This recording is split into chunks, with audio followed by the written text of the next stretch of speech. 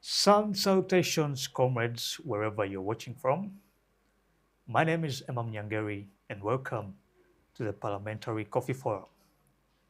We will be digging deep and sharing more about coffee, the coffee industry. Anything you want to know, we'll be sharing. I'll be bringing you every episode with a very special guest. And with me today, I have a very special guest joining me shortly. We'll talk deep more about coffee. We'll know who he is, and we share more insights relating to coffee. Every single bean that turns into 1,000 flavors. We'll get to know more of that and what he has for us today. Ladies and gentlemen, let's go into the show right away. Good to have you on the show. Oh, good to have you, Mr. Emma. You're welcome to the Parliamentary Coffee Forum. Thank you so much. I'm glad that I've been invited to attend this forum.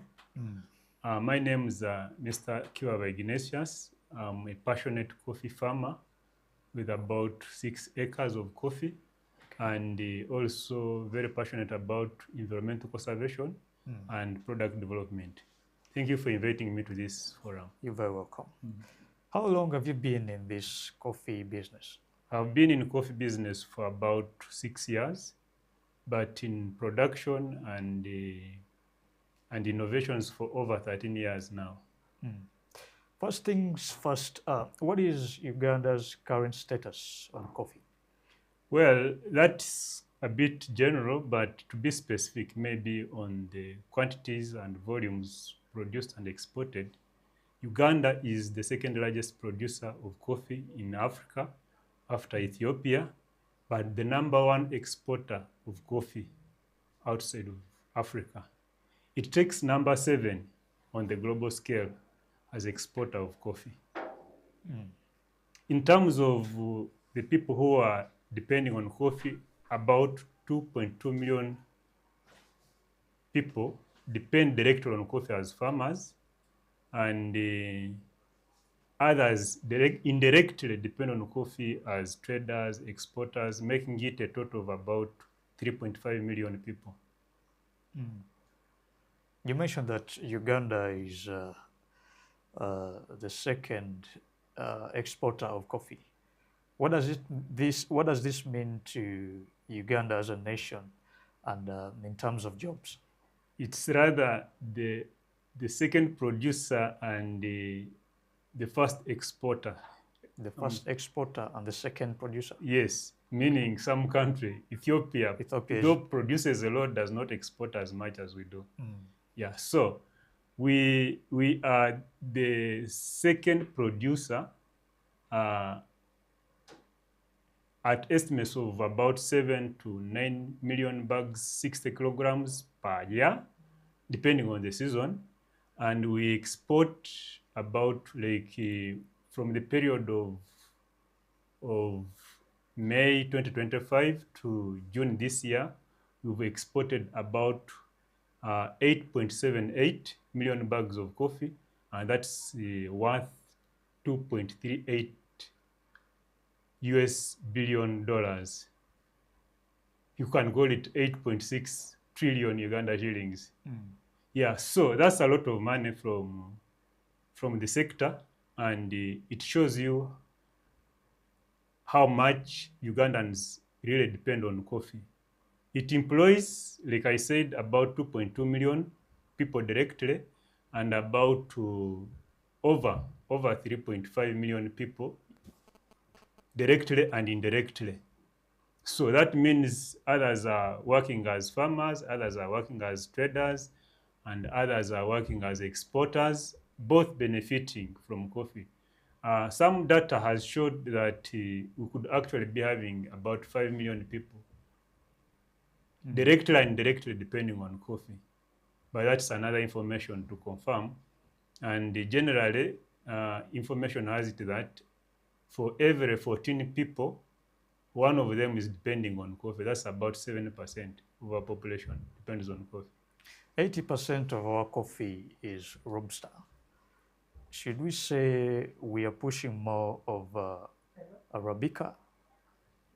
Can you share an insight on? Well, the two types of coffee, Arabic and Robusta, are determined, their volumes are determined by our terrain.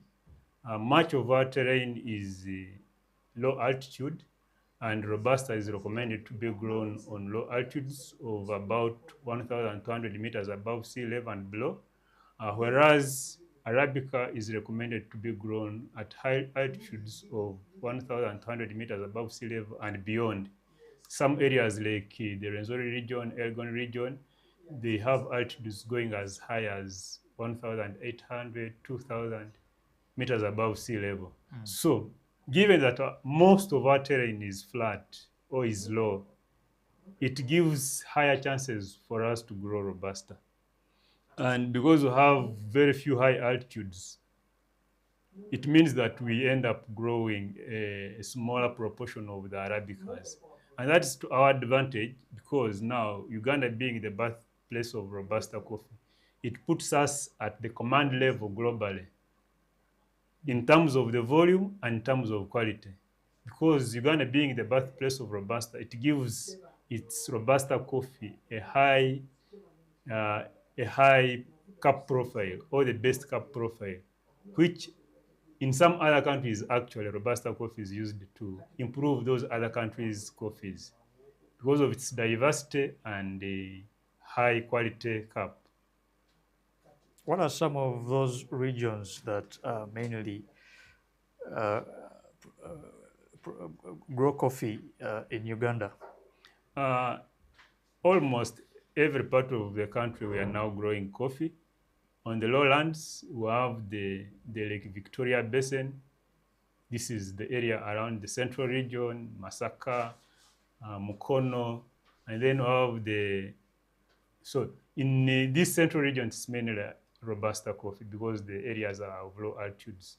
Then in the eastern region, we have the Elgon, the Mbale, Tororo, where we have high altitudes. In that area, we grow mainly Arabica coffee.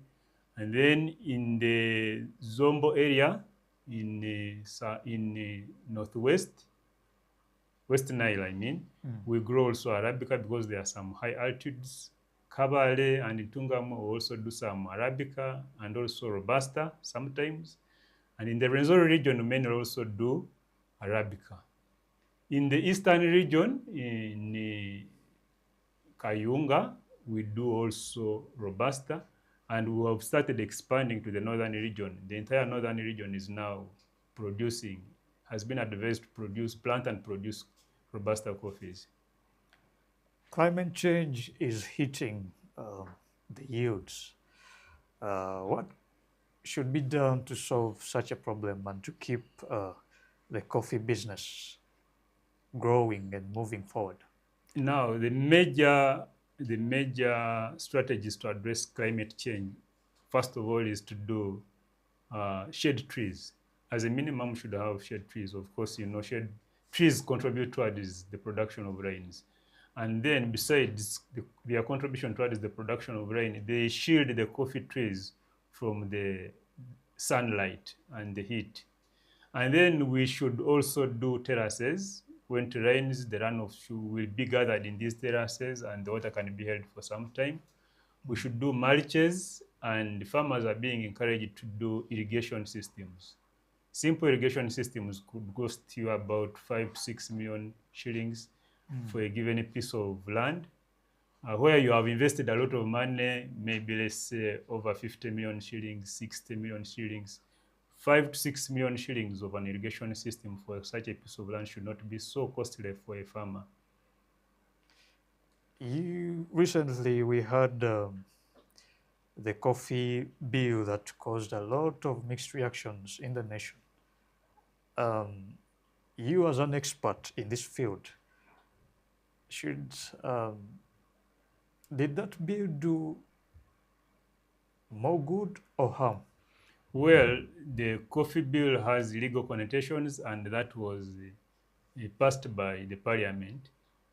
Given that it was already passed and the government promised to support the bill, the new bill, it means that it's putting up efforts to ensure that its actions are towards the improvement of the yields and also the quality. And we've seen that happen just as it used to do in the previous years where we had the previous Coffee Act under Uganda Coffee Development Authority. The staff of this authority were retained and are doing the exact activities the previous authority was doing, and they are doing so well. In the same regard, we've had farmers making a loud cry complaining about the middleman. How have you helped them? How have you helped the common man who goes in the garden, does the planting, and in terms Well, of profit, there is always a big gap. we have made a very big improvement in regard to that. Farmers are updated on a daily basis on the coffee prices through the website, and we have established uh, an option where a farmer can just send a text message to know the prices of coffee in his area. If, for example, you want to know the prices of fair average quality for Robusta, you will just type Robusta and send this text message to 7197, and you receive an immediate response. It will give you the prices of Robusta. I don't know if you can try it now, Is or it free maybe of charge? it's a small cost. You would incur maybe around 230 shillings. So you will know the prices of Robusta coffee, you'll know the prices of Arabica coffee, and you also know the prices of export grade. So once you know the prices, you have the power to negotiate with the buyer. You will not be duped or deceived of the prices when you are well aware. Maybe to emphasize or to be a little bit clear to the audience, if you want the prices of Robusta coffee, you just type Robusta and then send that text message to 7197. If you want the prices of Arabica, you do the same. Rate Arabica, send that text message to 7197. You'll have the prices for FHU Arabica, FHU Robusta. If you want to know how much coffee is being bought from the country, you just type coffee and then send that text message to 7197. And that's basically for the exporters. If you want to know the prices of coffee, you'll know. So if you have an urgent buyer who's asking for, let me say, Bugisu Wuga, you will just send coffee and then it will give you the prices. And then you can negotiate with your buyer, either a higher value or a higher price, depending on your bargaining powers. At a cost of only 200 shillings, Around 230 shillings. the And person then gets you are all the well information. informed. Okay. Yeah. To someone out there who would want to engage in the coffee business, what are the incentives? Well, the incentives are available in the coffee business, and they are obtained majorly through the Uganda Investment Authority and also Uganda Revenue Authority. These authorities have put up mechanisms on how coffee dealers or farmers can receive incentives. So they have incentives under tax. So given the location, the scale of the business, uh, beginners or people who are interested in doing coffee business, they can be given subsidies. For example, they are given tax holidays to operate their business, and also they can be given value-added tax-free holidays. You can go for a certain time producing your product of coffee without paying VAT. Like I said, it depends on location, it depends on the scale of the business, and also, of course, the availability of the incentive that you're looking for. There are other incentives that are related to value addition. If you are doing value addition, you can also be excused from paying taxes.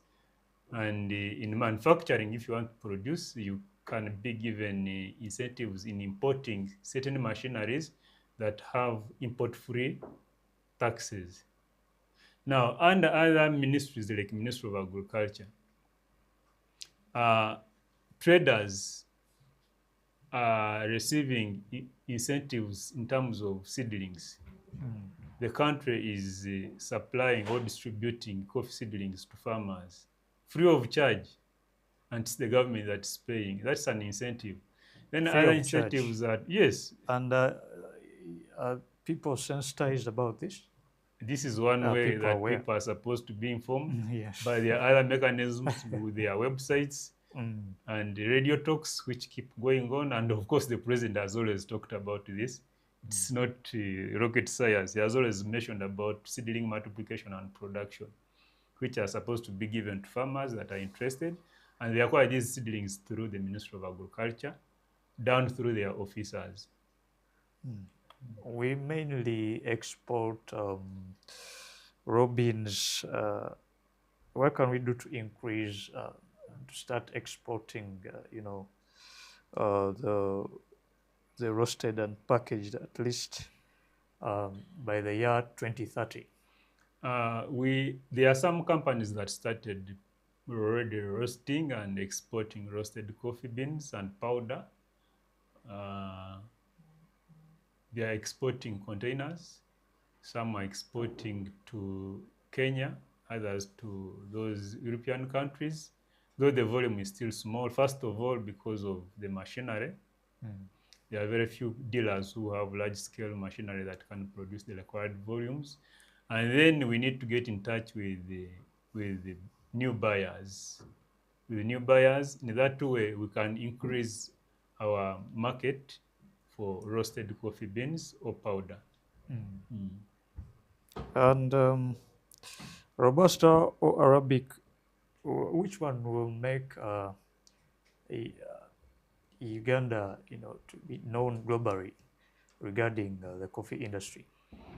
Well, currently, I can firmly say that it's Robusta that makes our name stand out. First of all, like I already said, Uganda is known as the birthplace of Robusta, and therefore having the diversity for the Robusta coffee, and also the cup profile is diverse, is unique.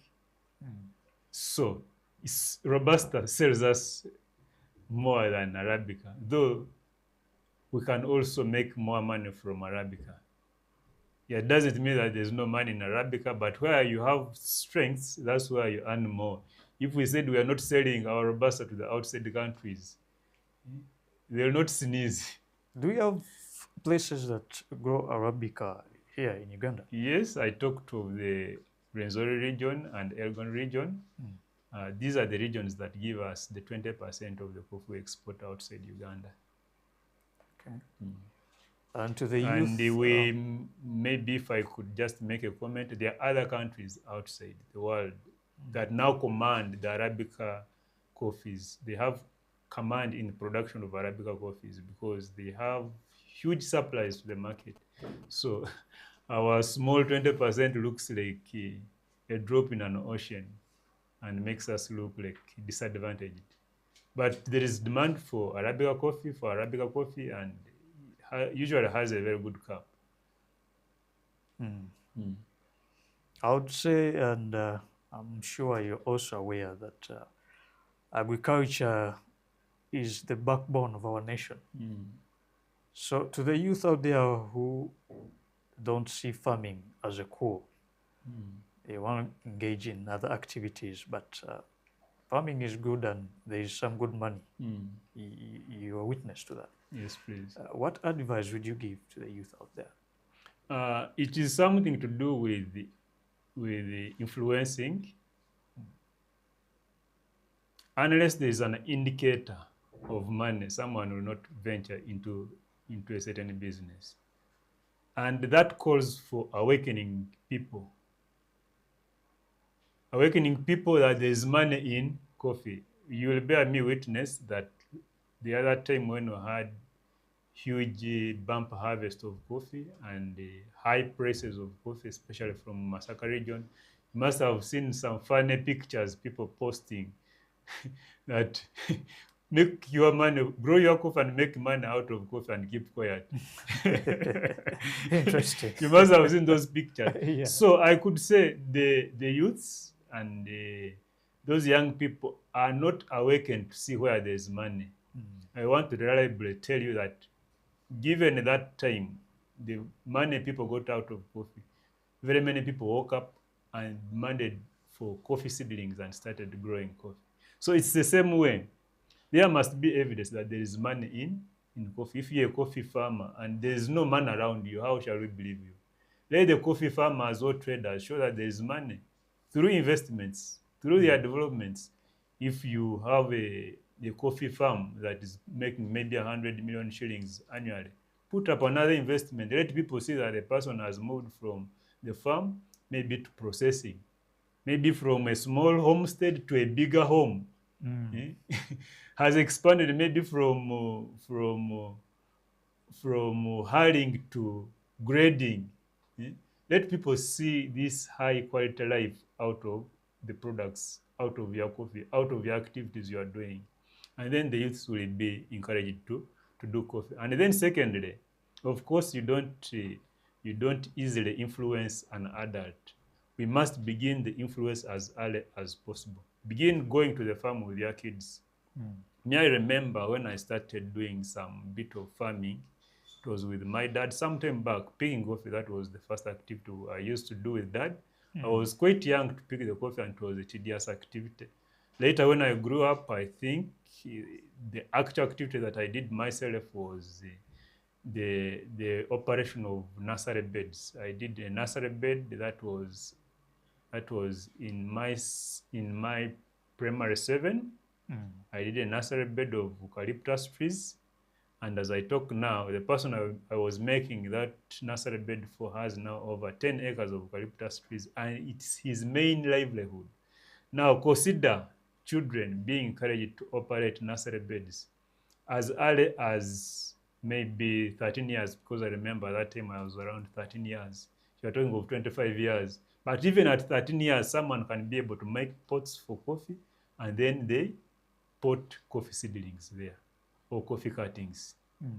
Yeah, so we must train our children to do coffee farming as early as possible, along with us, of course.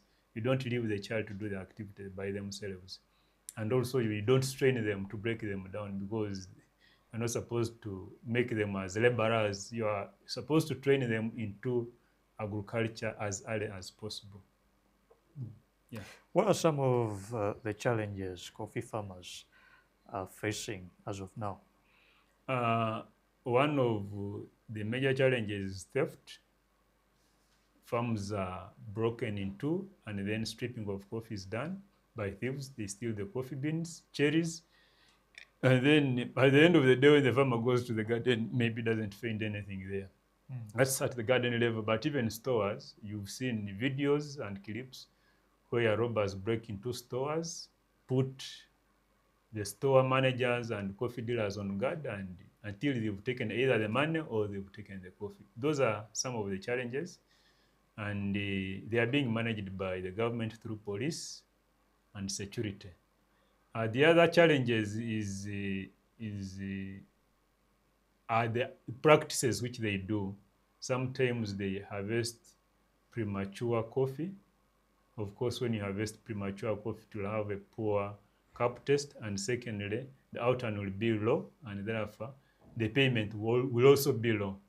Then other challenges are drying because of the rains, the coffee molds, but these farmers and traders are encouraged to have drying sheds, because if you have a drying shed within 7 or maybe 14 days, the coffee will have dried and you will not have interruptions of the rains. What is the average farm gate price versus export price right now? I don't want to say that there is a fixed farm price at the gate, because these prices are changing on a daily basis depending on the forces of demand and supply globally. The price today is not the price you'll find tomorrow. Okay, you could find the same price tomorrow. So I wouldn't want to say that there is a fixed price for coffee at the gate or maybe at the export. The best you can do is to keep checking on a daily basis the prices like I advised earlier. Mm. And what are the means to close that gap? Now, if I can just say, uh, the farmer actually benefits almost 70% as profit from the farm, compared to a buyer or a trader or an exporter who earns between around 100 to 300 shillings per kilogram and is at times also at risk of running a loss because of price volatility. Now, that's why you've seen today a person opens up a trading facility or a processing facility or an export facility, and after a year or so, he closes up. So the farmers are at a better benefit of earning from coffee at the farm than the traders. So we have the impression that the traders or the exporters are making a lot of money out of coffee. But we forget that there are costs involved. If I can just look at the prices for today, the difference is about 8,000 shillings. But break down that 8,000 shillings into transport. I'll buy the coffee from Mount Elgon. I'll have to transport it from the Elgon region, maybe up to in Kampala at the processing facility. Those are costs involved, and I'm the one who's paying for those costs, me as a trader, not you, the farmer. When I reach at the facility, I'll process this coffee and remove foreign matter. It has stones, it has husks. Some farmers intentionally add in these things. So I've bought it, let me say, 14,000, but out of your 100 kilos, 20 kilos are dust husks. So you can see a difference of 8,000 is going into transport, is going into foreign matter, is going into undergrades. The broken, the lightweight, the black beans, I will have already paid for them, but in actual sense, they are going for a low price. That aside, in production, there are costs involved, such as the salaries and wages we shall be paying to the employees, the utilities, water and electricity that run these machines in processing the coffee, and then the taxes. eh, there are certain taxes which exporters pay. Now, when you divide this portion that remains, you find that an export or a trader remains with about maybe 200 to 300 shillings as profit. So let us not be deceived by the gap. We need to look at the cost these people incur and then be convinced to earn what deserves or what we deserve, and let others also earn what they deserve. If you have the capital, we are advising farmers to form cooperatives and also process the coffee themselves and maybe even export. That could be even much better. You'll not even have these problems of a middleman or an exporter. You'll handle the coffee yourself and then export it yourself. You'll incur the cost yourself and then know maybe you could earn something much better than if you had sold it at the farm. As an expert in this coffee industry, what are some of those policies do you think the government should introduce to safeguard those the coffee farmers? I think our government has a very good policy on coffee. National coffee policy is really very good. What we just need to do, or what the country needs to do, is to track the progress of the achievements it has had out of this policy. My observations is that maybe that could improve the policy is to look at improving or increasing production at sub-county or parish levels. The nursery bed operators can work at sub-county level or at parish level. I remember when I was a child, very young, I have a strong memory of my childhood. We had a government nursery bed where farmers would just go and pick the seedlings from there.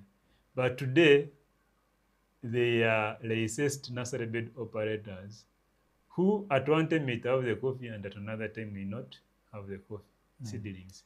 So I would advise to expand this production, because there is high demand for the coffee seedlings.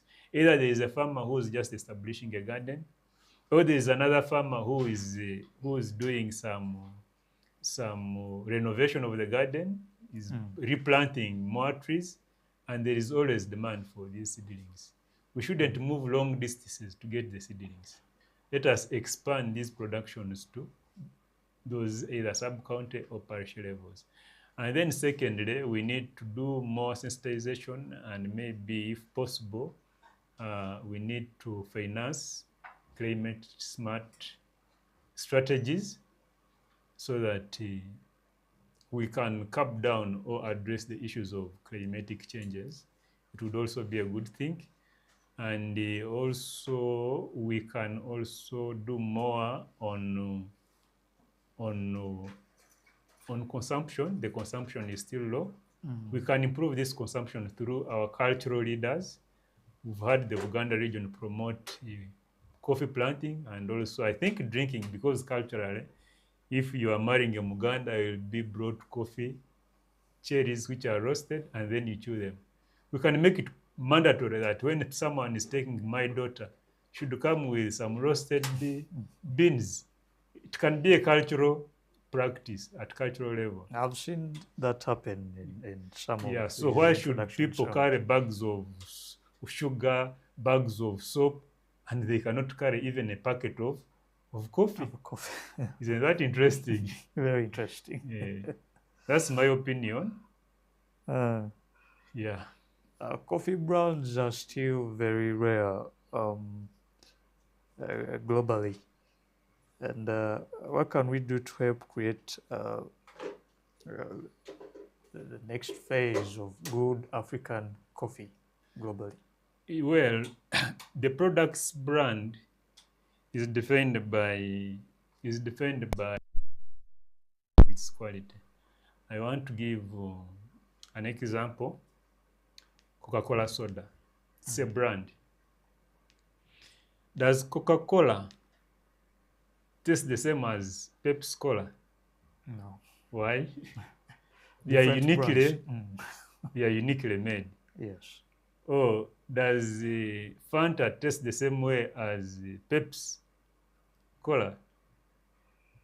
A good example could be this.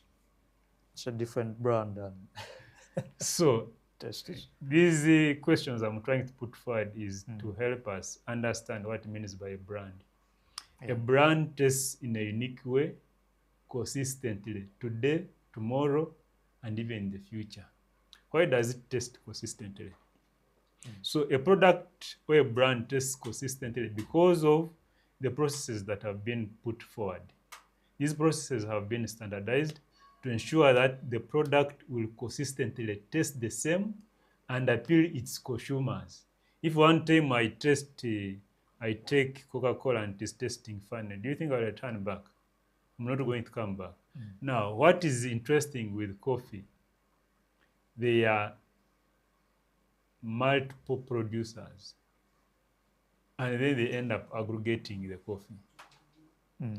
That changes the consistency of the coffee. So going forward, we can say that coffee should be produced as per brands. Uganda Coffee Development Authority has previously made coffee profiles for our country. There are profiles for Lake Victoria Basin. There are profiles for Rwenzori region. There are profiles for Elgon region. There are profiles for this area of Kamuli.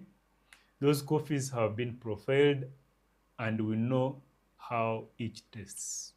So we need to encourage these regions to brand these, and maybe also encourage buyers to buy specific brands, so that the coffee from Rwenzori region is not mixed with the coffee from the Elgon region.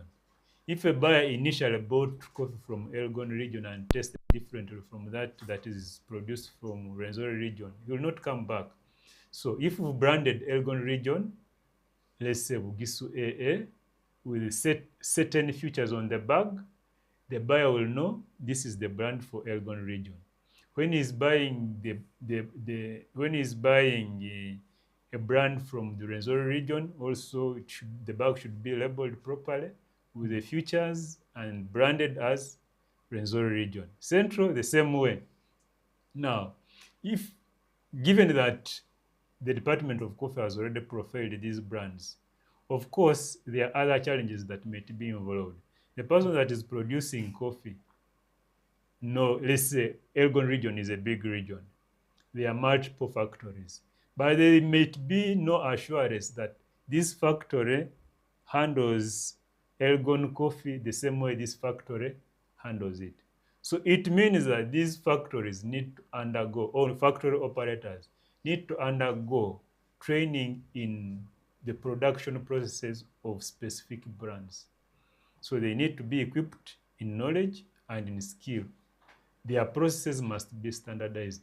If you are washing for 20 hours, they must be 20 hours.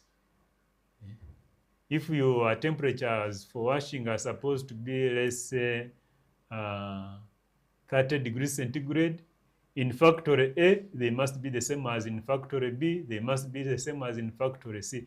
That's only and the only way we can make a single brand or different brands per region. As we conclude, I want first of all to thank you so much for coming through, and please share your last remarks towards our viewers. Dear viewers, I would like to thank you for taking your time to listen to this interview, and I encourage you to keep following because more is coming.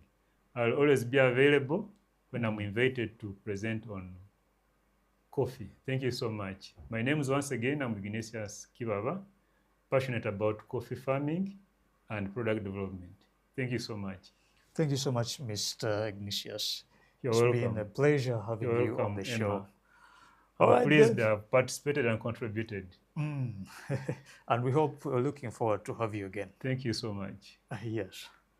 From the single origin to perfect creamer, you've had it all. Yes, this is the Parliamentary Coffee Forum, and every single episode I'll be bringing you a guest. We'll dig deep to know more about the coffee industry. Everything you need to know, we'll be sharing it right here on the Parliamentary Coffee Forum. I'm your host, Emam Nyangeri. Until we meet again, ciao adios.